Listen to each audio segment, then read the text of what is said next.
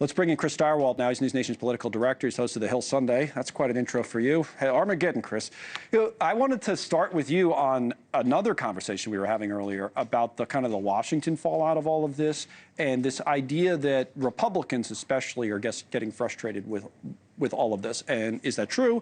What are you hearing, and does it matter with Trump? So when you hear the administration talk about their strategy, and there is one, they're talking about long-term pain, right? They're talking about massive disruptions that will burn through people's retirement savings and do all of this stuff, this wrenching recreation of the global order. What Republicans in the building behind me thought that they were getting was that Trump was going to negotiate. They're going to say some stuff, and then it would be like the USMCA, the NAFTA renegotiation. Before, you make a lot of noise. We pulled out of the Trans-Pacific Partnership and made a bunch of noise, but in the end, there was only minimal damage that was done. Manufacturing jobs went down a little bit under Trump before the pandemic, but generally speaking, it wasn't massively disruptive. And that's what Republicans thought that this was a lot of talk, as they say in The Untouchables, nothing but a lot of talk and a badge, right? Yeah, right. That's what Wall Street thought, too. Yeah, that's what it would be.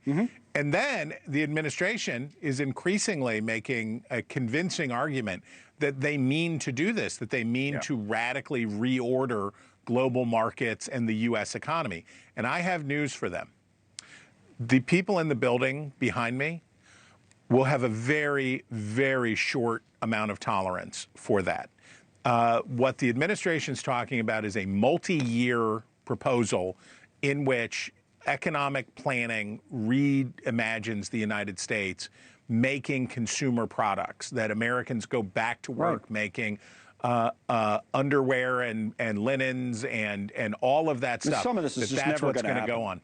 You heard what Dan said earlier, like, and if it does, automation's going to do 80. Yeah. Right. Yeah, and automation's going to do 80% of it anyway. Exactly. But look, I'm gonna grant them that they believe what they're saying, and that they have this proposal in mind. What I'm telling them is, the Republican members of the House and Senate, whose constituents are people who have to retire, right? You have people who are coming to the end of their working lives.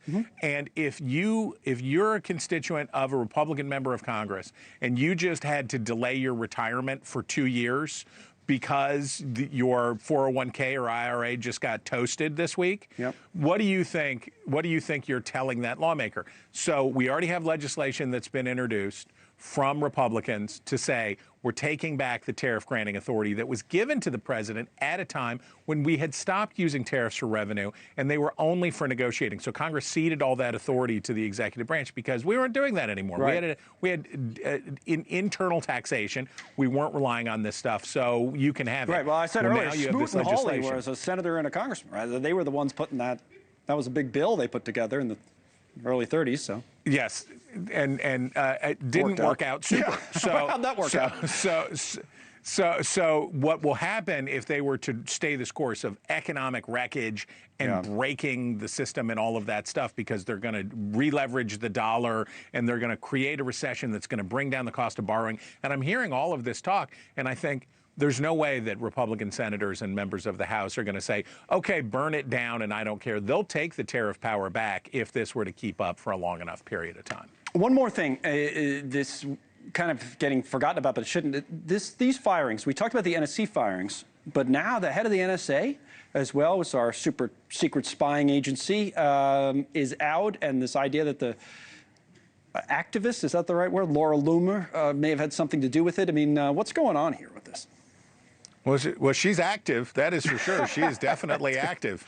Look, the good news is, if you want to do a Friday news dump and hide a story that would normally create massive backlash and outrage and all that stuff, all you have to do is tank the markets for 2 days in a row. That's right. And people won't even know it. Right. They won't even know that it happened. Oh man, that's exactly. Isn't that true? Well, because we don't have any attention spans. But this is a crazy story, and now this guy's out. Anyway, have a great show this weekend. We always love having you on. We'll watch you on Sunday. Okay, my friend.